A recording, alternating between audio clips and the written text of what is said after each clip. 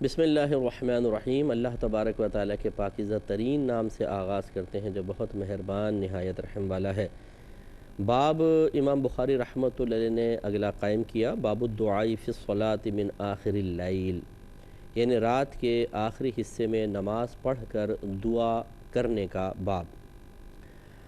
حدیث نمبر ہے 1145۔ حضرت ابو ہریرہ رضی اللہ تعالی عنہ اس کے راوی ہیں کہ نبی کریم صلی اللہ علیہ وسلم نے ارشاد فرمایا کہ ہمارا رب اللہ تبارک و تعالی ہر رات آسمان دنیا کی طرف نزول فرماتا ہے جب رات کا آخری تہائی حصہ باقی رہ جاتا ہے۔ کہ اگر رات کے 3 حصے کر لیں تو اگر پہلے حصے کو دیکھیں یہ تیسرا حصہ ہے، اگر بیچ والے کو دیکھیں تو ان 2 کے مقابلے میں یہ تیسرا حصہ ہے، اگر اس آخری حصے کو دیکھیں تو ان 2 کے مقابلے میں یہ تیسرا حصہ ہے، تو یہ بھی تہائی، یہ بھی تہائی، یہ بھی تہائی، 1/3 تو ہے۔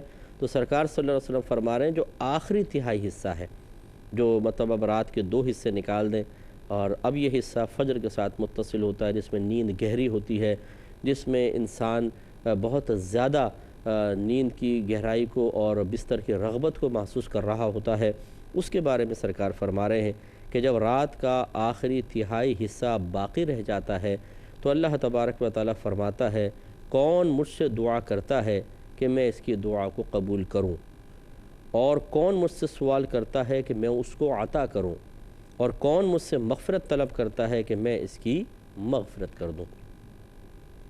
ذرا غور فرمائیں، ہمارا رب تبارک و تعالی ہر رات آسمان دنیا پر نزول فرماتا ہے۔ عربک میں آپ کو سنا دیتا ہوں، وجہ اس کی میں بتاؤں گا کیوں سنا رہا ہوں کہ ینزل ربنا تبارک و تعالی کل لیلۃ الی السماء الدنیا، اللہ تعالیٰ ہر رات آسمان دنیا کی طرف نزول فرما کر پھر یہ اس طریقے سے ندا فرماتا ہے۔ اب سرکار نے فرمایا کہ اللہ تعالیٰ ہر رات آسمان دنیا کی طرف نزول فرماتا ہے۔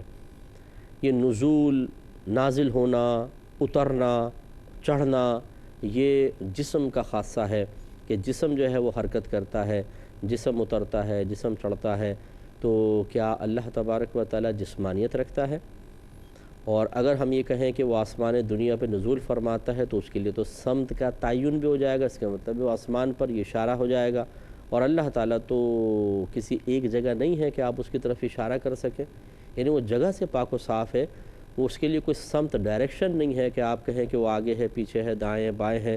اللہ تعالیٰ کی ذات ان تمام جہات سے اور جگہ کی قید سے آزاد اور پاک و صاف ہے۔ یہ ہمارا عقیدہ ہے۔ تو پھر اس میں اور اس عقیدے کے اندر کیسے مطابقت ہوگی؟ تو پہلے میں آپ کو یہ سمجھا دیتا ہوں کہ آپ تو اس بات کو تسلیم کریں گے کہ آسمان دنیا ہو، عرش ہو، یہ ڈائریکشنز، یہ سب کے سب مخلوق ہیں، غیر مخلوق تو نہیں ہے، اور مخلوق ہوتی ہے وہ جو پہلے نہیں تھی، بعد میں اس کو تخلیق کیا گیا۔ تو آپ بتائیے جب کوئی ڈائریکشن ہی نہیں تھی، عرش نہیں تھا اور آسمان نہیں تھا، نہ زمین تھی، اللہ تعالیٰ کہاں تھا؟ اللہ تعالیٰ اس وقت بھی تھا۔ اس کا مطلب یہ ہوا کہ وہ جگہ کی قید سے پاک و صاف ہے۔ یہ نہیں ہے کہ پہلے تو وہ جگہ کی قید سے پاک و صاف تھا، جب عرش الہی بنا دیا تو اب وہ اس کے اندر سمٹ گیا، معاذ اللہ ثم معاذ اللہ، یہ آسمان دنیا پہ اس کا نزول شروع ہوا، ایسا نہیں ہے۔ بلکہ اس صحیح عقیدے کو اپنی جگہ رکھتے ہوئے اس حدیث کے اندر تعویل کرنا انتہائی ضروری ہے تاکہ غلط فہمی جنم نہ لے۔ تو اس کا مطلب یہ ہے کہ اللہ تعالیٰ معاذ اللہ ایسا نہیں ہے کہ جسمانی اعتبار سے جیسے ہم سیڑھیوں سے نیچے آ گئے، ہم نے نزول کیا، ایسا نہیں ہے، بلکہ اس کی تعویل یہ ہے کہ اللہ تعالیٰ کی رحمت متوجہ ہوتی ہے۔ یا بسا اوقات ایسا ہوتا ہے کہ فرشتے آتے ہیں اور اللہ تعالیٰ ان کو اپنی طرف سے تعبیر فرما دیتا ہے، یا نبی فرما دیتے ہیں اللہ تعالیٰ نے نزول فرمایا، حالانکہ وہ فرشتے آتے ہیں۔ جیسے کئی حدیثوں کے اندر ہوگا اللہ تعالیٰ برود قیامت ندا فرمائے گا، حالانکہ اللہ تعالیٰ تو ندا نہیں فرمائے گا، اس کا کلام آواز کی قید سے پاک و صاف ہے، یعنی فرشتے ندا کریں گے، لیکن چونکہ وہ اللہ کے حکم سے کرتے ہیں اس لیے وہ اللہ تعالیٰ کی طرف منسوب کر دیتے ہیں۔ تو جیسے مثال کے طور پر ایک افسر نے اپنے کسی ماتحت کو کہا کہ یہ حکم جا کر باقی تمام میرے ماتحتین کو بیان کر دیا جائے۔ اب وہ جب آ کر بیان کر دیتا ہے تو وہ آپس میں یہ کہتے ہیں کہ اس کا ذکر نہیں کرتے اس ماتحت کا، بلکہ کہتے ہیں ہمارے افسر نے یہ کہا ہے، حالانکہ افسر نے تو ان کے سامنے نہیں کہا، یہ تو ماتحت نے کہا ہے، لیکن چونکہ ماتحت نے افسر کے حکم سے کہا تھا اس لیے اس کو ماتحت کے بجائے افسر کی طرف منسوب کر دیا جاتا ہے۔ ایسے ہی یہ معاملہ ہے کہ اللہ تبارک و تعالی نزول خود نہیں فرماتا کیونکہ وہ اس سے پاک و صاف ہے، بلکہ فرشتے نازل ہوتے ہیں یا اس کی رحمت متوجہ ہوتی ہے، اور ان دونوں چیزوں کو اس طرح تعبیر کر دیا گیا، یہ دونوں میں سے ایک بات کو اس طرح تعبیر کیا گیا کہ اللہ تعالیٰ نزول فرماتا ہے۔ اس لیے اچھی طریقے سے ذہن نشین رکھیں کہ اللہ تعالیٰ جسمانیت سے پاک و صاف ہے۔ جسم اس چیز کو کہتے ہیں کہ جو یہ اس شے کو کہتے ہیں کہ جو لمبائی، چوڑائی، گہرائی میں تقسیم کو قبول کر لے، یعنی اس کو آپ اس طرح اور اس طرح کاٹ سکتے ہوں، تقسیم کر سکتے ہوں، وہ جسم ہے۔ اور اللہ تعالیٰ یقینی سی بات ہے کہ تقسیم سے پاک و صاف ہے، لہٰذا وہ جسم نہیں ہے، اور اسی طرح اس کے لیے ڈائریکشن نہیں ہے، تو یہ اس کی تعویل کرنا ضروری ہے۔ سوال یہ پیدا ہوتا ہے کہ سرکار نے فرمایا جب رات کا آخری تہائی حصہ باقی رہ جاتا ہے تو پھر اللہ تعالیٰ کی طرف سے اگر فرشتے ندا کر رہے ہیں تو فرشتے اس طرح ندا کرتے ہیں، کیونکہ اللہ تعالیٰ براہ راست نہیں فرماتا، یہ فرشتے ندا کر رہے ہوتے ہیں۔ تو یہ تہائی رات کا انتخاب کیوں کیا گیا؟ وجہ اس کی یہ ہے کہ یہ وہ وقت ہے جس میں بہت زیادہ برکات کا نزول ہوتا ہے، اور یہ حدیث سے ہی اشارہ مل گیا، اس حدیث سے اشارہ مل گیا کہ جس وقت میں اللہ تبارک و تعالیٰ کی طرف سے اس طرح ندا کا اہتمام کیا جائے وہ وقت بے برکت کیسے ہو سکتا ہے، وہ دوسروں کے مقابلے میں کمتر کیسے ہو سکتا ہے۔ اسی سے اہمیت پتہ چلی کہ فجر سے جو پہلے کا وقت ہوتا ہے، آدھا گھنٹہ، پونا گھنٹہ، 1 گھنٹہ، 1.5 گھنٹہ، یہ چونکہ نفس کے لیے بہت زیادہ مشکل وقت ہوتا ہے کہ یہ اٹھ کر اللہ تعالیٰ کی بارگاہ میں کھڑا ہو سکے۔ اسی طرح نیند گہری ہوتی ہے، اس سے مقابلہ کرنا، گرم بستر کو چھوڑنا بہت دشوار ہوتا ہے۔ اس وقت کو اللہ تعالیٰ نے خاص طور پر منتخب فرمایا تاکہ بندے کی اللہ تعالیٰ سے محبت ظاہر ہو، کہ وہ اپنے اللہ کے لیے اس کی محبت میں بستر کو چھوڑ دیتا ہے، وہ آرام کو چھوڑ دیتا ہے، گہری نیند کو قربان کرتا ہے، ٹھنڈے پانی میں ہاتھ ڈال دیتا ہے اور اپنے رب کی بارگاہ میں کھڑا ہو جاتا ہے۔ یہ ہے امتحان۔ تو یہ وقت انتہائی بابرکت وقت ہوتا ہے جس کی ہم اکثر قدر نہیں کرتے ہیں۔ ہمارے کراچی کے اندر تو اکثر یہ صورتحال ہے کہ ساری رات جاگتے رہیں گے، اور جب وہ بابرکت وقت آئے گا تو یہ کلیاں کر کر کے پان پھینک کے اور جا کے بستروں پہ سو جائیں گے، اور پھر نہ عشاء کا ہوش ہے نہ فجر کا ہوش ہے، اور پھر اٹھیں گے رات کو دن میں 10-11 بجے، اور بڑے بھولے پن سے کہتے ہیں کہ یار آج تو بڑی صبح اٹھ گیا۔ کتنے بجے اٹھے تھے؟ 10:30 بجے۔ یار صبح مل لینا وہاں پر، کتنے بجے؟ 12:30 بجے، یعنی 12:30 بجے صبح ہے، تو وہ صحیح کہتے ہیں، ان کی صبح تو ہے 12:30 بجے۔ اگر ان کا حساب کیا جائے جب وہ سوئیں اس وقت سے آپ آگے حساب کر لیں تو صبح 12:30 بجے بن رہی ہے۔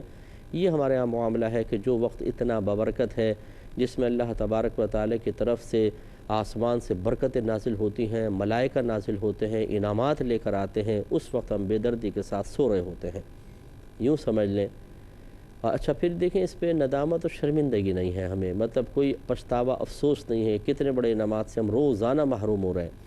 اس کو میں ایک مثال سے آپ کو سمجھاتا ہوں کہ اگر آپ کا محلے والا بہت سارے ڈبے اٹھا کے لا رہا ہو الیکٹرانکس آئٹم، اور وہ آپ اس کو دیکھ کر کہیں میں کہاں سے خریداری کی ہے، وہ کہ خریداری یہ تو مفت میں ملے، اور آپ کے وہ کیسے، اور وہ کہے کہ آپ نے وہ ٹی وی نہیں دیکھا تھا، اس پہ وہ سلائیڈ چل رہی تھی کہ آج فلاں مارکیٹ کے اندر فلاں فیکٹری ہے جو وہ فری میں ڈبے بانٹ رہی ہے۔ فرض کر لیں اگر آپ کو پتہ چلے تو کس قدر افسوس ہوگا، گھر والوں پہ گرم ہوں گے، بچوں کی پٹائی کریں گے، ابے یار تم مجھے بتا دیتے، فون کر دیتے۔ تو ان مادی اشیاء کے لیے ہم افسوس کا اظہار کریں گے، بلکہ سالہ سال تک یہ غم دل میں تازہ رہے گا کہ اتنی اچھی اچھی چیزیں ہم سے مس ہو گئیں۔ تو اسی طریقے سے آپ سوچئے کہ روزانہ رات کو اللہ کے حکم سے فرشتے ندا کر رہے ہیں کہ اللہ تعالیٰ فرما رہا ہے بھائی کہ کون مجھ سے دعا کرتا ہے کہ میں اس کی دعا کو قبول کروں، کون مجھ سے سوال کرتا ہے کہ میں اس کو عطا کروں، اور کون مجھ سے مغفرت طلب کرتا ہے کہ میں اس کی مغفرت کر دوں۔ اچھا اب سوال ہی پیدا ہوتا ہے کہ ندا تو ہے، اور اگر انسان اس ندا کے مطابق عمل کرے اور اللہ کی طرف سے انعام نہ ملے، کہ ایسا ہو سکے گا؟ لازم بات ہے کہ نہیں۔ جب اللہ وعدہ فرما رہا ہے تو اپنا وعدہ پورا کرے گا۔ اس کا مطلب ہے کہ اس وقت میں اٹھ کر اگر ہم دعا مانگیں گے، جائز دعا، اللہ تعالیٰ قبول فرمائے گا۔ اب جتنے وہ بھائی بہن کوئی کہتا ہے جی میری شادی نہیں ہو رہی، یا ماں کہتی ہے میری بیٹی کی شادی نہیں ہو رہی، میرا ویزا نہیں لگ رہا، میری بیماریاں ختم نہیں ہو رہی، میں امتحان میں پاس ہو جاؤں۔ وہ ایسے وقت میں کیوں نہیں اٹھتے ہیں؟ وظیفے مانگتے رہیں گے، مجھ صاحب کو وظیفہ بتائیں، کسی عامل سے کہیں گے حضور کو وظیفہ بتائیں، میری یہ پریشانی، یہ پریشانی، یہ پریشانی۔ اب آپ خود سوچئے، کیا یہ صحیح حدیث ہمیں نہیں کہہ رہی؟ آپ کس وظیفے کی تلاش کر رہے ہیں؟ تو اب کون اس ٹائم میں اٹھے؟ یہ اکثر ایسے ہی ہوتا ہے، میں سمجھاتا ہوں، ناراض نہ ہوا کریں، لیکن ہمیں وظیفہ چاہیے جی بچیوں کی شادی کا، مطلوبہ لڑکی سے نکاح ہو جائے، مطلوبہ لڑکے سے نکاح ہو جائے، گھر میں پریشانی نہ ہو، تنگ دستی دور ہو جائے، نوکری مل جائے، کاروبار چل جائے، ویزا لگ جائے، یہ ساری خواہشات تو ہیں۔ اب ان سے پوچھیں آپ نماز تو پڑھتے ہوں گے؟ نہیں، نماز تو نہیں پڑھتے۔ اچھا آپ روزے رکھتے ہوں گے؟ روزے بھی نہیں۔ قرآن پاک کی تلاوت تو کرتے ہوں گے روزانہ گھر میں؟ یہ بھی نہیں۔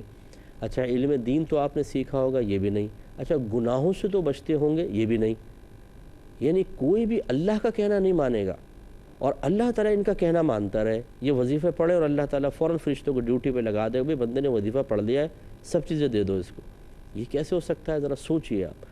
لیکن لوگوں نے شارٹ کٹس اختیار کرنا شروع کر دیے ہیں، جس میں وہ منزل تک کبھی نہیں پہنچ سکتے۔ اچھی طرح یاد رکھیں، جو اللہ کا اس کے رسول کا بتایا ہوا صراط مستقیم ہے، اسے چھوڑ کر کبھی بھی آپ منزل نہیں پا سکیں گے۔ خوار ہوں گے، پریشان ہوں گے، کبھی آپ کو مطلوب حاصل نہیں ہوگا۔